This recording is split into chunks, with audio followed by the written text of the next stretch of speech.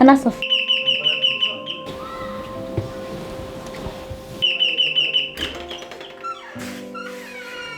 maxaan ka cayoolaa waxaan rabay intaan la hadlo liibaan waxaan rabay intaan kala hadlo arrin aad u muhiim iga raali noqo adiga waa kuma waa sheeko dheer ma la hadli karaa liibaan gaarigiisa banaanku yaala sidee ku ogaatay inuu gaariga asaga leeyahay adiga waa kuma yaa la hadlaysaa siyaa halkan maxaa ka soo doontay hay liibaan inaan kula hadlaayaan doonayaa maxaa ka wada hadlaysaa gacaliso wax dhib ah ma jiraan aniga ayaa wax walba ku fahansiin doono ay dhegeysa liibaan aniga sheekooyinka noocaan waa ka daalama karatay xaaskaaga ma adiga u sheegaya mise aniga u sheegaa liibaan waa maxay waxa aan la ii sheegayo waxba kama ogi waxa ay ka hadlayso afkaaga qabso hay ceebeenin aniga waxaan hay saaxiibadiisa adigana arrintaa waxba kama ogid aniga liibaan muddo ayaa isnaqaanaa maxaa dhahday dhegaysanin wax yar isug nakeen aan banaanka ku wada hadalne maya liibaan waa muhiim inay ogaataa sababtoo arrintii jirta ayaa xirtay aniga urayaa leeyahay ur miyaad leedahay ma dhici karto ma aqaani waxa aan dhaho oo hadda ma aabba ayaa noqon doonaa qoys ayaan noqon doonaa fadlan orod gaariga dhexdiisa igu sug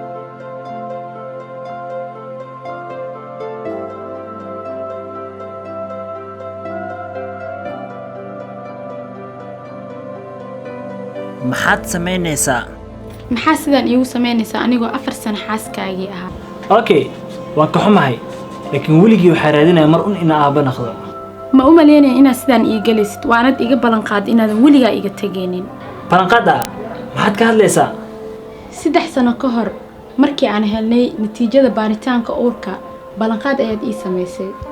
bal qiyaas haddii aad ur ii yeelan lahayd waan ogahay dareenkayga lama soo koobi karo mudan iyo marwo waan ka xumahay natiijada baaritaanku waxay caddaynaysaa inaanay wax uuri jirin maxaa dhahay doctore talooyinka aan noo sheegtay waxaan u qaadanay sidii ahaayeen waan ka xumahay badanaa waxay arrintan oo kale dhacdaa markay labada qof mid ka midi uu cillad qabo waan ogaa inaan uur qaadi karin hooyana ma noqon doono gacaliso waxbaha ka walwalin ma isdhiibeyno waxaan isku dayayay inaan uur helno muddo 4 sano ah waana ka daalay sidaan isku dayayay dhegeyso gacaliso dib iguma hayso xitaa haddii 10 sano oo kale ay qaadato waa baran midaas kama tagi doono waxaan u maleynayaa layguma talagalin inaan hooyo noqdo soo ma aragtid inaad iga ballan qaaday inaanan quusanin taasi beddelkeedu waad iqayaantay oo naag kale ayaad uur u yeeshay mararka qaar nolosha wax walba saad u qorshaysatay ma u dhacayaan maxaad iga sugaysay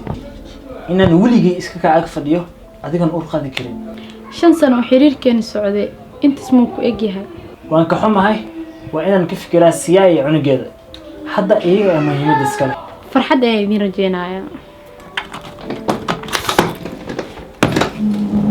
markii uu sidaas xiriirkooda ku dhammaaday liibaan isla markiiba wuu iloobay faadumo wuxuu bilaabay inuu noloshiisa cusub kula raaxaysto siyaa waxa keliya uu maskaxdiisa ku hayay waxay ahayd in uu goordhow aabbe noqon doono maalintii uu dhashay ilmaha yar liibaan farxad darteed samada ayuu marayay cunugga yar ayuu markiisii u horreysay dhabta saaray kadibna waxaa dhacay wax uusan malaysanaynin kalkaaliyaha caafimaadka ayaa liibaan farta ka saaray warqadda baaritaanka waalidnimo taas oo sheegaysay in liibaan uusan ilmaha yar dhalin taasoo macnaheeda ah in siyaa ay nin kale horay saaxiib u lahayd liibaan waaga ayaa ku baryey dhowr sano kadib liibaan si lama filaan ah ayuu waddada ugu arkay xaaskiisii hore ee faadumo faadumo oo liibaan uur miyaa leedahay haa uur ayaan leeyahay oo sidee ku dhici kartaa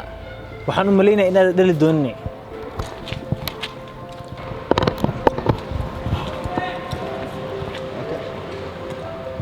hay babe yaa ninkan baby ninkan waa ninkaygii hore waa liibaan oo liibaan barjonax soo dhawaaliyo okay dhaw ay babe si qaad waqtiina insha Allah waa idin si dhaxbaxa hay baby وكسوينا بابا تقوتان ma u malaynayni inaad ur qaadaysid Faadumo liibaan run ahaantii mushkiladda dhinacayga ma ahayn haddana waxaan ur u leeyahay Shaafic goordon waxaan sugeynaa noona yar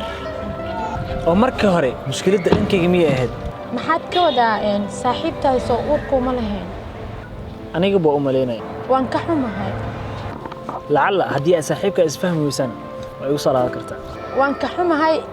saaxiibkayga ma ahan waa ninkayga waa mahadsan tahay khayr ayaan kuu rajeynayaa